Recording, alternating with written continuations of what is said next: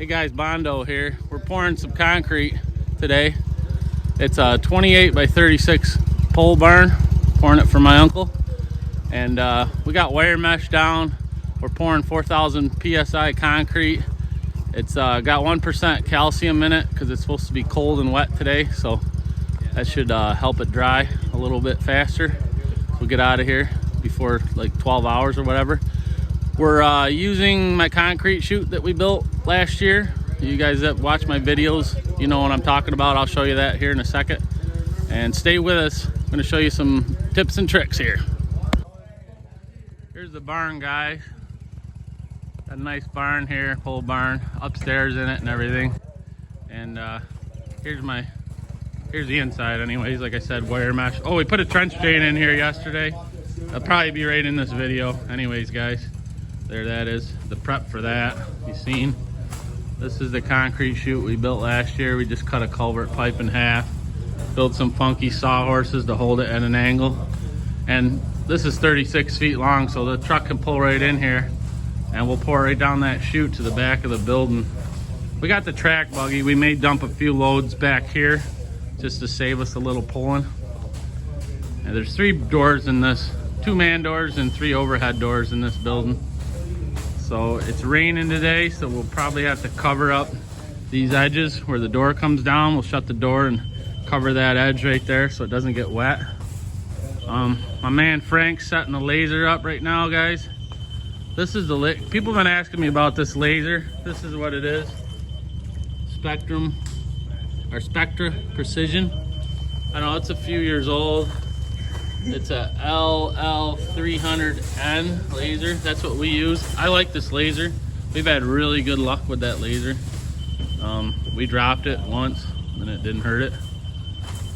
So Frank's gonna check the top of this skirt board in a few different places, make sure everything's good.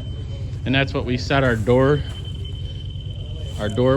bulkheads here at. But we're gonna actually carve that down. We set them at grade. We're gonna carve them down a little bit with the hand trowel. And that's what we're up to. We got Big Biscuit, Big Tuna. Trevor's here today. Jess is supposed to be here, but she's gonna be a little late, I guess. Where's Jess, Big Biscuit? She's supposed to be here. You're late, almost. Oh Jesus! Hey, you beat the concrete truck. You beat the concrete truck, so you're not late. I think you're right. It's gonna be right behind you, though. All right. This morning. Oh really? Mop the floor, dishes. There you go. Show up when the work's done. Like a blister. No, the work ain't even started yet. What are you looking for, Tuna? I saved you a trip. Did you? Yeah, you didn't have to fix the dishwasher. Oh, I know. Thanks. That was good. You're a plumber too, huh? Yeah. Put that on your resume. Concrete, carpenter, plumber. What else? Hairdresser. Mom. You got the Exelon hat on though. I don't know. Yeah, I should probably turn that inside out. Free advertising for Exelon. So guys, we got to get this truck underneath this wire. Go ahead. Hold on. He's got to get both of them.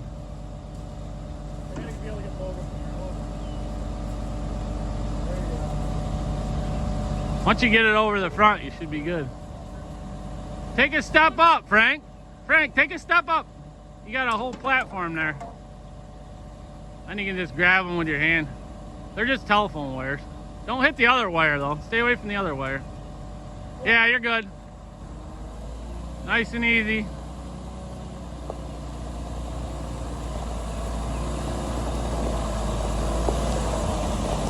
Oh, all right. You're good. You cleared them. Just don't forget they're there when we get out. Circle T concrete ready mix division right there. There's their number, 963-2231. If you're pouring in central New York area, these guys are good to work with. It's a new company, we're just starting to work with them. They're taking care of us. Wonderful to work for.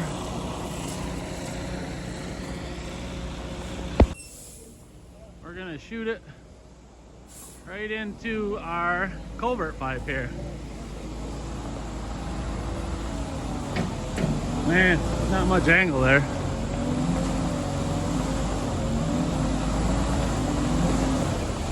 Help him out, guys. You got tons of room, bud. If you want to come in further. That's probably good. The more angle he gets, the better it's gonna be. We'll see how it flows. It's gonna be like a 5.5 slump, so I'd rather pull it a little bit than be here till midnight.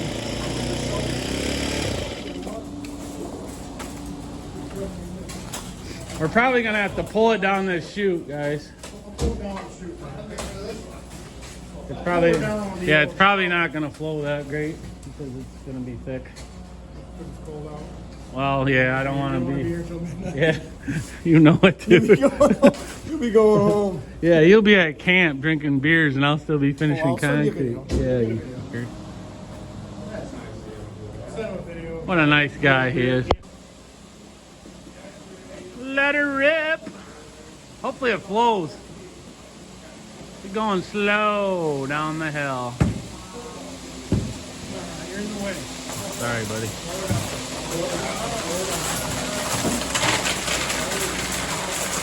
You're not flowing that great.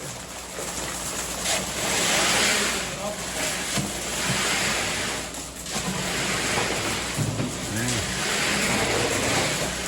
That's just thick, ain't it? That's thick, huh? What do you think?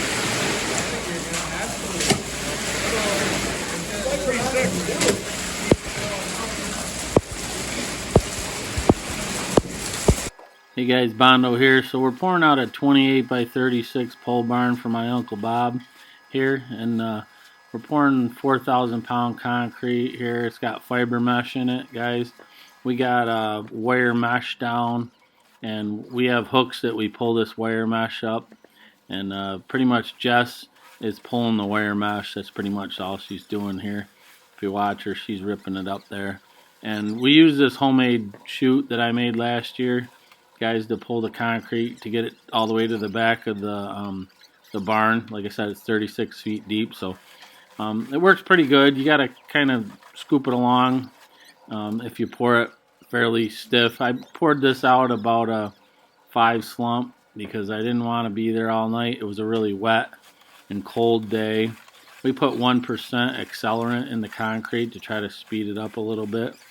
So it worked pretty good in the back here to get the concrete in, and we didn't have to pay for a pump. I saved my uncle some money by using this chute here, and we didn't use a track buggy.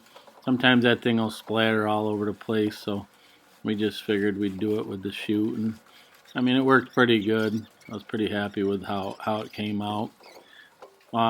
If you haven't seen part 1, guys, we put a trench drain in this barn. You should probably go back and check that out. I showed everybody how to do that trench drain, how we put those trench drains in, so that's good information to know. This has a 1.5 inch pitch to it, guys. This back section we're doing right here is actually flat, and it starts to dive right about where we're ending right here. It'll start to pitch to the drain. And like I said, the drain has an 1.5 inch pitch in it. So we set some, right there I set a wet pad. And we shot that with a laser, guys. And I just took that 8-foot screed and went across there. And that's our mark where I'm going to power screed across that. And that's how we do it for this back section. We're going to use that power screed. I got a Marshalltown Shockwave power screed. And we're just going to buzz that back section off. And we actually used hand screeds to do the rest of it.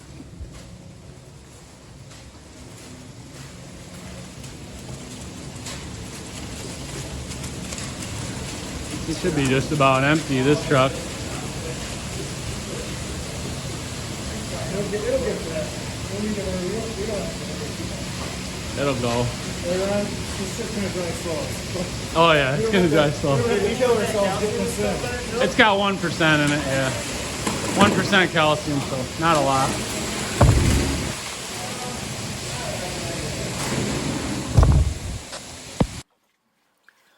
So guys, we just keep moving this chute along and filling in as we go here. This concrete's 5.5 inches thick. When we prepped for the trench drain, we made sure the subgrade is all angled at so everything's got 5.5 inches. It's not thinner where the drain is or anything. And that's how we do it. We don't put the drain in and leave the sub base flat, because then you don't have as thick a concrete at the edge, so that would be no good. And here in a minute, we're trying to get this first truck emptied out, and you'll see that the concrete company actually had a little issue with some trucks, so they were a little late in between trucks. So we had a little bit of a gap between the trucks that we had to kind of work with, which kind of messed me up a little bit, but we were able to work through that, so it wasn't too bad. Here I am doing the back section, guys. We're pulling, got a 16-foot screed, putting a mark there for ourselves, and then I'm going to buzz off with my power screed. There's that Marshalltown. I'm just gonna got guys behind me that are puddling. We call them puddlers, those guys that are just raking the concrete with those flat rakes. Those are called come-alongs, guys. That's how we do it. This power screed is nice. It knocks the stones and stuff down, so I kind of like it, but it's not as good to go around a drain with. I kind of like to do the drains by hand. I think you can get a nicer job. So we pretty much going to take this out right here after we do this little section. Once we finish that back flatter section up, pretty much going to be done with the power screed. This will be the last pull here, guys. And then we just take it out and we're done with that. We won't use that again. And that's how we did the back section. And then we're kind of, I got just an 8-foot screed, and I'm kind of sweeping it around just to get my pitch to the drain. You can see the pitch in that floor. So anything that's gonna, any water is gonna sweep right in and flow right into that drain. So we're still on the first truck here. Started pouring out the rest of it. I think we're just about empty here with that truck. I think right here, guys, we're empty. We're cleaning out the chute. That's about the end of it, I believe. So all was going good. I mean, this first concrete went in nice. It took us a little longer because we had to pull it down the chute, but then we waited. Like I said, they had issues with the truck at the plant. Something happened to the truck, so we had probably an hour and a half between trucks on this. So I mean, it wasn't that bad because it was cool out, so it wasn't like, if it was a hot day, it would have been definitely a problem. But it was cool out and it was humid, rainy day, so it wasn't too bad. The only problem was at the end when I was finishing it, I ended up having to be there a lot longer than I wanted to be because we waited on that truck. And the truck driver was a little bit wet on the slump, a little wetter than I wanted. So that's what happened with that. But you gotta work with it sometimes. Here I'm just sweeping out the drain, guys. And there goes that truck. I just got him out of there. This is the second truck, guys. We're just pulling it out, hand screeding it out. So Trevor's on the knee boards, guys, and I'm just power troweling here. And if you watch, a dog actually runs right through the concrete here. Come! Hey!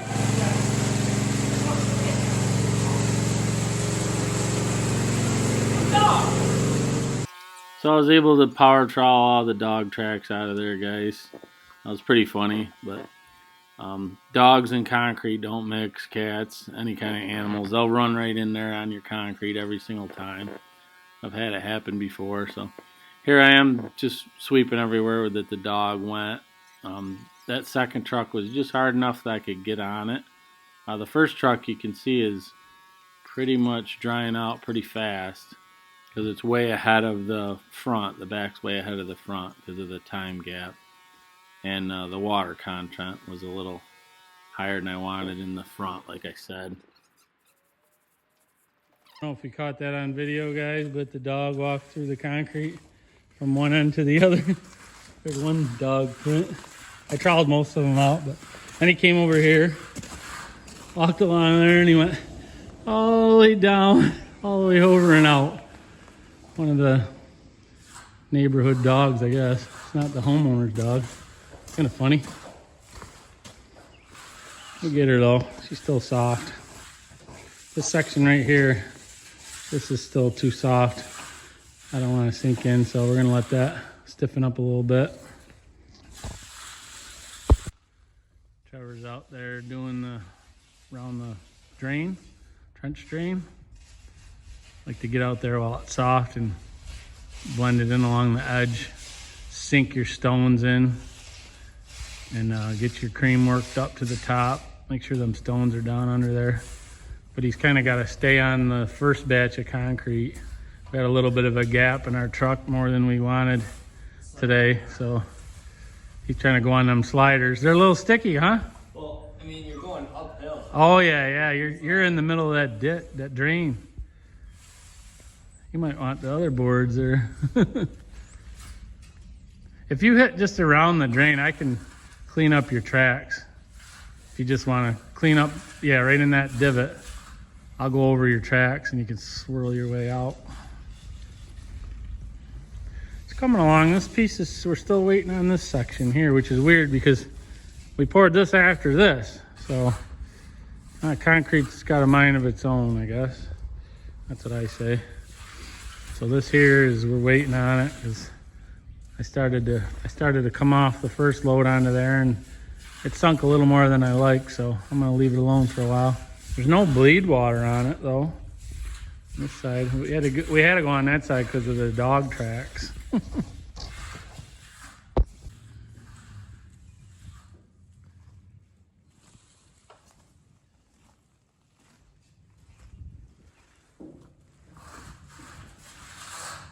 Coming along all right. The back's a little further ahead than the front still, but she's looking pretty good. Kind of cool out today, but we got the doors open. It stopped raining. We're getting a little wind through here. Hopefully that 1% that we put in will kick it off here. Won't be here all night long. Okay guys, I'm gonna try to show you a little bit with this trowel. I'm holding the camera, so might be a pain in the butt. See that, guys? That's how you steal fat off the top. So I'll show you what I'm doing here.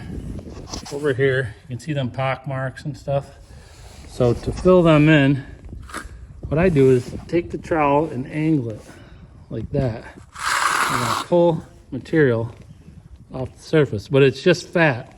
Doesn't have any stones or nothing in it. It's just Portland and sand pretty much. So then you take it over here, tip it in, and fill that in like that. So I'm gonna need a little more. I'll scrape up some more, fill it in like that, and then trowel that off.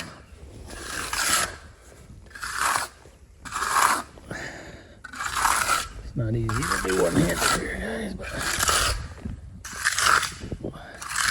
I don't know if you can see that. It's looking better. Well, it's all about the angle of the trowel, guys. So, and it's pressure. So you want to tip the trowel like this a little bit when you're stealing some fat, some cream. Just tip it like this and pull. You can see that's how you get it. If I was just to pull it off straight without tipping it, I don't have really nothing. See? So you have to tip it. It'll mess up. Oh, here, see how it scrapes it up a little bit? Scratches it up. This has fiber in it. You can see the fiber. But see the cream I got on my trowel? I'll just reach over here. Fill that in. We always finish, we do pole barns a lot. We always finish inside this cavity. Some people don't finish inside there between the 6x6 and the wall because they figure they're gonna finish it out, you know, to here. But we always get inside there, it just looks a lot better. So I'm waiting on this side over here. You can see the transitions. That side's pretty much done, and you can see it changes right into here. You can see that's wet, or not wet, but that's not ready. Over there's not ready. That back's pretty much done, guys. So this is where you got to try to blend the two together because they had some issues at the plant, which the second truck was way behind the first truck. So that kind of messes things up. You want your trucks back to back if you can get them, but not always in a perfect world when you're pouring concrete. You know, trucks break and things happen. So today they had an issue with a truck, so we had a pretty good gap between trucks, and I'm trying to blend everything together. So I got, like I said, back there is pretty much finished until you get up here, and we're waiting. And it's like 4:30, guys. We poured the back at 7:30 this morning, and I put 1% calcium in it, or 1% accelerant. I don't know the brand if it was calcium, but it's an accelerator. I put 1% in there, and that helped, but it didn't quite do it, especially the second truck being so late. Second truck was here about 9:30, so you know, a couple hours between the two trucks didn't help things, but we'll get her. We're working with it. I'm here by myself. I sent everybody home, so I'm just finishing it off by myself. The edges are pretty good right now. I just got to go around and hit them again a little bit, and then just keep power troweling. I'll probably be here pretty late, though. It's Friday night, too, so that kind of sucks. Guys, if you like the video, make sure you smash that like button for me. That'll help me out on YouTube. And leave me a comment what you think of the video. And have you ever had this happen to you guys where you had a big gap between your trucks, and how did you handle it? I got lucky on this one, like I said, because it was wasn't really hot out. I mean, I've had some where we've had big gaps between there, and it was hot out. It was hard to blend the concrete together, but this one wasn't too bad here. So we ended up getting it. It just took a lot longer than I wanted to be. I told the second truck driver when he pulled in, I went right up to the edge of his truck, and I told him, I said, I want this concrete to come out dry. I said, we got to catch up to the back piece. And when he poured it out, it was a lot wetter than I wanted, guys. So I've known that truck driver for years, so I told him I was going to call him about 8 o'clock at night when I was still finishing it and bust his chops. And he said it was going to be dry. You know, the calcium would take off and it would dry. And I said I didn't think it was gonna. I said it's gonna be a late night. So I actually sent him a little picture here. I'll show you here in a second. I sent him this picture on his phone at about 8:30 at night. You'll see here in a second. This one here, that's what I sent him at 8:30 at night. Yep, it's 8 o'clock at night on a Friday. And guess what I'm doing? Oh yeah, finishing concrete still. See that surface, guys? She's not quite where I want it. I'm gonna hit it one more time. We poured this floor at 7:30 this morning, and we put 1% in it, 1% accelerant, but it really didn't dry. So I'm gonna hit it one more time, and then I'm out of here. So my uncle didn't want this floor at all slippery, guys, so I didn't polish it right out. This will be the last hit here. I left it a little bit. It wasn't rough. It's going to be easy to sweep, but it's definitely not slippery. He didn't want it slippery. So that's how we're going to leave this one right here. And he was real happy with the finish. Thanks for watching the video, guys. If you're not a subscriber, go down there and hit the subscribe button and the bell notification so you know when we're uploading more videos. We do a lot of concrete work, a lot of new Dura foundations and stuff like that with the insulated concrete forms. And check out the channel, guys, and thanks again for watching. Well, there it is, guys. We got her done. It's like 8:30. So about 13 hours, finish her up. Pretty good though. Thanks for watching.